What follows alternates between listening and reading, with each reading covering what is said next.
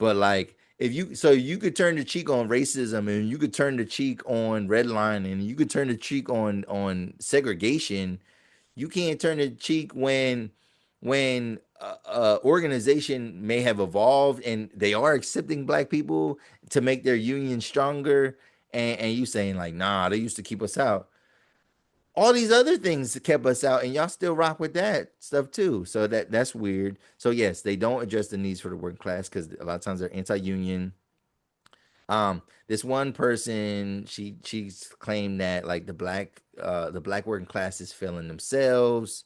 Um, and then they started making this argument about media. They're like, yeah, but like, what about all the music that we consume and all this, whatever? And then Amanda Seals shut them down. Was like, but who puts out the music? Like they're like, oh no, the black artists are making like. She's like, yeah, but like no, like who puts it out? Like who distributes it? And then they're like, but who consumes it? You can't blame the consumer. Like you can't always blame the consumer. Like you can't do. Oh my god. Like yo, like for example, Flint, Michigan, right? The consumer, right? They have bad water, right? They just keep distributing bad water. You know what I mean? Like because that's what's available. You know what I mean? And not even that they were just drinking it, like to bathe in, to cook with. You know what I'm saying? So so because these people in Flint got sick, you blaming the people in Flint because they was using the only water that was available to them. That would be the equivalent of that, whatever. So like if you think so badly about hip hop music and the depictions of women and like how our society is degrading, is degrading to our people, yes, there has to be a moment where because people do stop consuming that type of stuff. But if that's all they put out, if that's all they incentivize, if that's all they if that's the only kind of artists that make money, then what's gonna happen? People are gonna make ratchet bullshit music. You know what I'm saying? People are gonna stop being conscious. People are gonna stop doing this because don't nobody want it. Even when I put it out, don't nobody want it because and yeah, because black people don't control the distribution means of any of our media, to be honest. And like she made the point that like let's be real, black black people have never been favored in the media like ever. Yeah, at any point in America, they've never really been favored.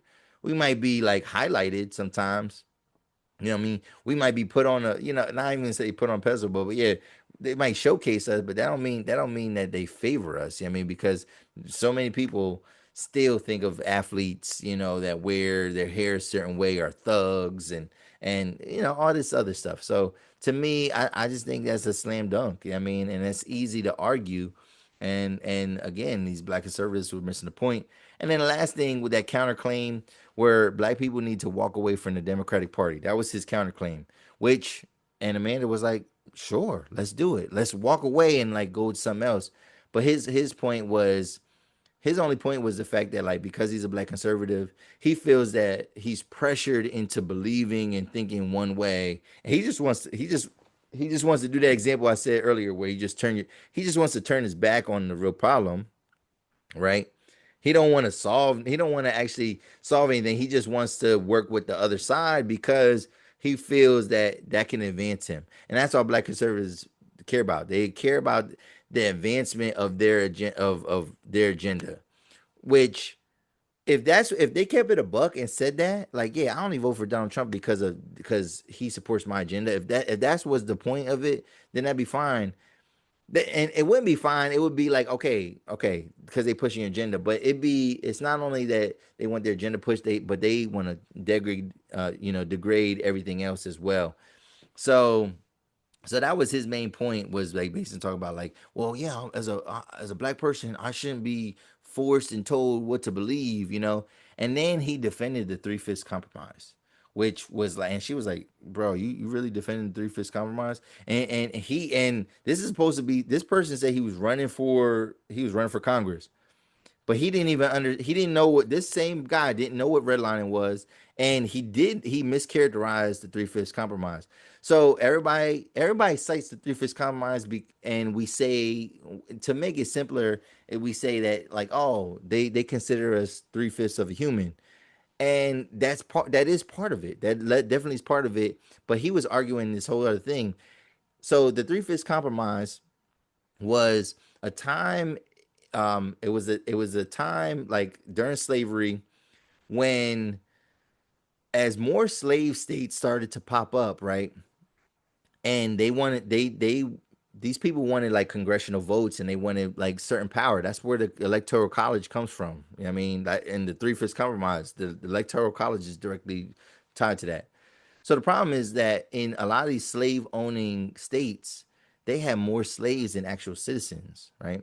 So the slave owning states wanted to count all their slaves as a part of their population, even though none of these slaves have any stake in anything that's happening, right?